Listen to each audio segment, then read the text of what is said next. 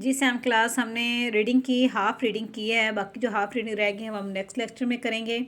अब इसके साथ हम कुछ काम जो है अपना रिटर्न वर्क में करते हैं। आप लोग अपने बाइंडर्स ओपन कर लें, ठीक है। सबसे पहले हम लोग इसका बुक वर्क करेंगे। आए हम बुक वर्क करते हैं। जी सैम क्लास, ये घरेलू ज़िंदगी का बुक वर्क है, ठीक है। सबसे पहले खाली जगह है। रसूल अकरम सल्लल्लाहु अलैहि वसल्लम को उसना हमारे सामने डैश है मौजूद है। सेकंड, बेहतरीन सदका घर वालों पर डैश खर्च करना है, माल खर्च करना है। नंबर थर्ड पर खामोशी के साथ अचानक डैश में दाखिल ना हो, घर में दाखिल ना हो। फोर्थ में जो हमारे छोटों पर डैश ना करे वो हम में से नहीं, रहम। फिफ्थ, इस्तिज़ान का मफहूम है डैश तलब करना, इजाज़त तलब करना। वाला दुरुस्त है। आगे नंबर 1 पर है औलाद को विरासत में से इसकी शरई हिस्से से महरूम नहीं किया जा सकता, दुरुस्त। सेकंड, जो औलाद वालिदैन की खिदमत से गाफिल रहती है, जो ख़ुद को अजर अजीम से महरूम कर लेती है, दुरुस्त। सेकंड, थर्ड पे है माँ बाप को मोहब्बत की एक निगाह से देखने का सवाब एक उम्रा के बराबर है, गलत। हज के बराबर है।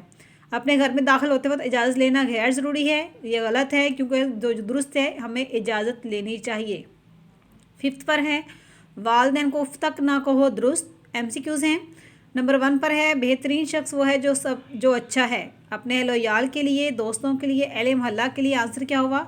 अपने अहलो याल के लिए। सेकंड, कवाम से क्या मुराद है? गवर्नर, निगहबान, अफसर। आंसर क्या हुआ इसका? निगहबान। थर्ड पर घर का सरबराह है शौहर, बीवी, बेटा, शौहर। फोर्थ, बूढ़े माँ बाप की खिदमत से गफलत है, मामूली गुनाह, ख़ता, अजर से महरूमी। फिफ्थ, इस्तिज़ान का अहकाम बयान हुए हैं सूरतुल बकरा, सूरतुल माइदा, सूरतुल निसा, सूरतुल माइदा में। यह आज हमारा बुक वर्क हो गया। जी सैम क्लास, बुक वर्क के साथ हम अपने वर्ड्स मीनिंग करेंगे, इसमें ऐड करेंगे। वर्ड्स मीनिंग कितने हैं? घरेलू ज़िंदगी। इसी तरह अपने काम नीट करना है, ये अपने बाइंडर्स पर लिखना है। कट मार्क का यूज़ करनी है। सबक नंबर 11, टॉपिक है घरेलू ज़िंदगी। सवाल नंबर 1, अल्फाज के मायने लिखें। अल्फाज मायने अफजल, आला। सेकंड, बर्ताव, सलूक।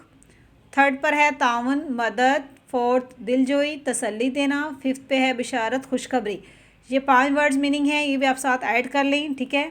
वर्ड्स मीनिंग आपने बाइंडर्स पर लिखने हैं और बुक पर लर्न करना है, और जो रीडिंग है आपने रीड आउट करनी है, ठीक है। सारा काम अच्छे से करना है और अपना ख्याल रखिएगा। अल्लाह हाफिज़।